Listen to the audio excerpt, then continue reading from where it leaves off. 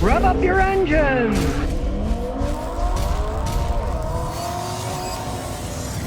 So then we got a common problem. This Ford truck runs fine, but if he lets it sit for a few days, it goes dead. So there's something draining the battery. Now, he already knows which fuse it is because he pulled this fuse out and then the drain stops. So he's done half the battle here. We're gonna put the fuse back in. We put it in here, and that's number 49. Now, here's why I have a real beef with Ford. Ford's been doing this for years. It really pisses me off. Look, they got the fuse box, and what's in there? Just numbers. So you see it's number 49. It doesn't tell you what the heck that it's for. Back in the day, they would say lights, this and everything else. They're just pigs that they have to hide this information from people. So you gotta then go look it up. And it's for the trailer brake. We're gonna see what the actual draw is using my PP draw. We plug it into the dash. It just plugs in the OBD port. There's the OBD port, and it just plugs right in. And we'll now turn it on. Close the door, so the door light isn't on. At 12.1 volts. We'll disconnect the battery cable. When we do, we're not going to lose memory because the PP draw keeps powering the system so the computers don't have to reset. So, now this is out of the way, and we'll go look at the PP draw. As you can see, this baby is drawing 1.09 amps. In a normal vehicle, they say you don't want more than a 50 milliamp, right? That's 50 thousandths of an amp. This is 1.3 amps. This is an insane draw. And that's why, even though it's got a big battery, if it sits for 3 days, it'll flatten your battery. We know it's in the trailer brake system because watch what happens when we take the fuse out. Go over here, and I remember it's this one.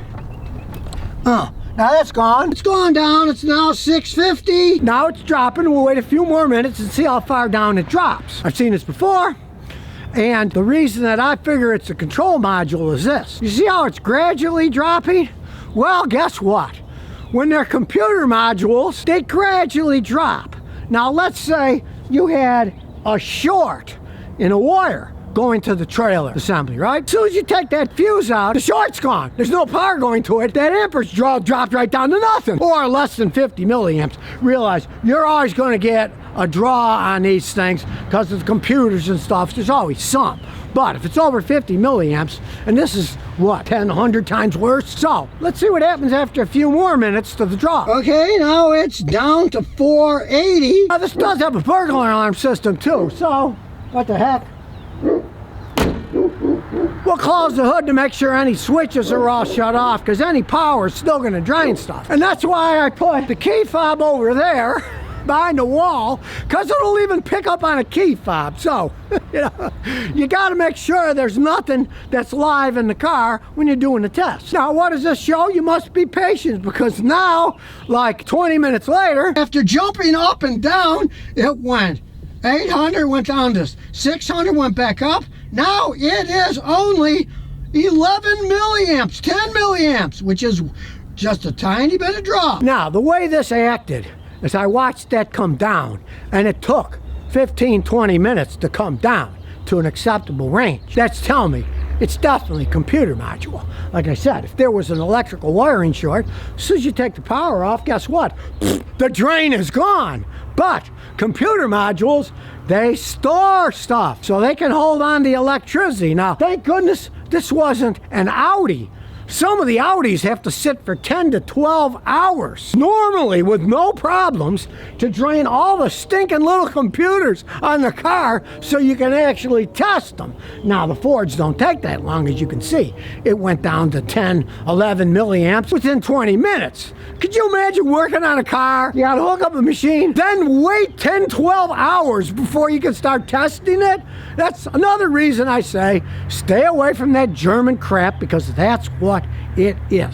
Now, in the case of this Ford, it doesn't feel like buying an expensive controller on an older truck, so he's just taking the fuse out. After all, it's a trailer brake assembly. He isn't trailing things that much. Now, he did find out when he puts it back in and the trailer stuff works, guess what? It runs perfectly fine. He just can't park it for 3 days and not use it, right? Personally, I would just make a habit of, I'd leave it out. When I trail something, I'd put it back in. Then when I'm done, I'd pull it back out again. And even if I was staying in a motel, I would still unplug it before I parked, because who knows? Maybe the drain will get worse as time goes on. And what's he gonna do? Hook up my PP draw every time he shuts it off to see how much drain it has now? It has an awful lot of drain. But knowing that pulling the fuse stops the drain after 20 minutes. The controller is a module on these, notorious for going bad. But not only are they super expensive, but you got to reprogram the vehicle when you buy the thing. And this is a common fault in these trucks when they get to be this age. Now, he's had it for 10 years, and this is more or less a recent thing, a few months. They're not going to cover this under any warranty, let me tell you that. And since it stops when you pull it, and if you drove it every day, it wouldn't even matter, because he said it's got to sit at least 3 days and it won't start. So, what the heck? It'd be one thing if this operated a bunch of stuff. Let's say it was a fuse for the body control module that operates literally scores of electronic things, from the turn signals to the headlights to all kinds of stuff on a modern car, the HVAC system. That you'd have to go through all the trouble of finding which control is bad, replacing it, reprogramming. But in this case, at least we got out lucky. Just pull it out when he needs the trailer brake, plug it back in. And as long as it's here, we'll see how this V6 EcoBoost has held up over the last 10 years. Well, I left the key so it didn't pull any drain, but now I gotta go get it. Start her up, starts right up. We'll roll the window up so it doesn't make any noise. And we'll turn the radio off. Wow, it has a knob you can actually turn off. He's taking very good care of this truck. Look at it. I mean, it's got all the chrome is still good. The seats are in excellent shape. He's taking care of it. He doesn't pull really heavy loads, so the V6 has been perfectly fine for him. Doesn't burn any oil or anything. You can see the backup camera still works quite well, although it probably needs a cleaning. Looks a little misty. It idles smooth as silk, and it is an EcoBoost. So it's got decent horsepower with those twin turbos. He hasn't had any problems with it yet, but he's still pretty low mileage. As you can see, it's 69,000 something miles on it, even though it's 10 years old. See how it handles. Still handles good for a big truck. No problems cornering. I'm doing it with one hand, filming with the other. And the shift. Shift smooth. You can't barely even feel it shifting. Now granted, it's only got 69,000 miles on it, and he obviously babies these things. Nice loud turn signal for old guys like me and the old guy who owns it. Check it out. Nobody's coming that way. Nobody's coming that way. Here we go. I mean, I gotta say, I am not a twin turbo fan, because I know things wear out faster, but it certainly got good power, at least with the truck empty and not pulling anything. Now we'll look behind us. Nobody's there. Let's take off. Here we go. The turbo just kicked in.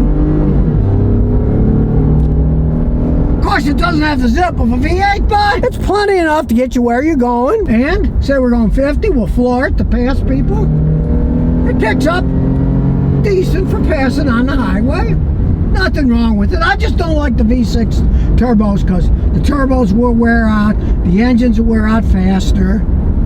But on the other hand, I've seen guys, even in Rhode Island, 160,000 miles, they babied them, they didn't pull heavy weights, they didn't tow a bunch of stuff, and they're still running decently. Want to get a little more zip? You can shift it with the shifter on the gear shift knob. You don't have to drive it like an automatic, you can put it in manual mode. We'll give that a try. Put it in manual mode, here we go. Now we'll shift it. It shifted it relatively quickly. I mean, it's not as tight as a manual transmission shifting gears by any stretch of the imagination, right? I mean, now we'll do a downshift. Down. You can hear it go down. You can feel it go down again. We can really hear it that time. So you can play around with a manual shift if you want. It's okay, not great, but it's okay. And of course it says trailer brake module fault because we took the fuse out and it knows it doesn't have power now. When we put the fuse in, it goes away and it works, but as we said, if he parks it for 3 days or so, it'll drain the battery, then he's got to jump start the car. Smooth idle, and since it's a 10-year-old vehicle, it doesn't have that stupid on off, automatic shut off when you come to a stop. I find it annoying, so do many other people. Plus, it will wear your engine out faster. It's warning us. Radar, radar, but that's the problem with these radar detectors. There's no police here. We're going by an airport, and I guess they got a lot of radar in the airport, so it keeps beeping. Okay, so what do I think? Hey, for a 10-year-old truck, it's pretty much the same as it was off the showroom floor. He's taking care of it. He's changed the oil regularly. I'm not a fan of the twin-turbo V6s, but as I said, I got customers in Rhode Island that have 160 and they're still running okay. They don't pull heavy loads.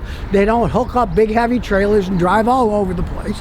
It has the capacity to pull a certain amount of stuff, yes. But over time, it would wear the engine out a lot faster than the V8. And of course, it doesn't have that rumbling sound of the V8 or that breakneck speed when you floor it, but it's good enough.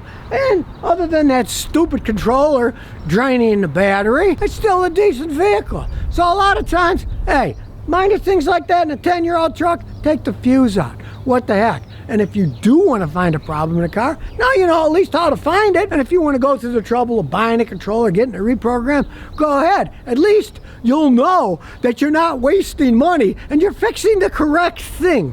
Because as my father always told me, just because you found one electrical problem, don't think you found them all. Well, that PP draw showed after 15-20 minutes, went down to only 11 milliamps, way below the 50 milliamp high threshold. You know, that was the really only problem that's draining the battery. So if you never want to miss another one of my new car repair videos, remember to ring that bell.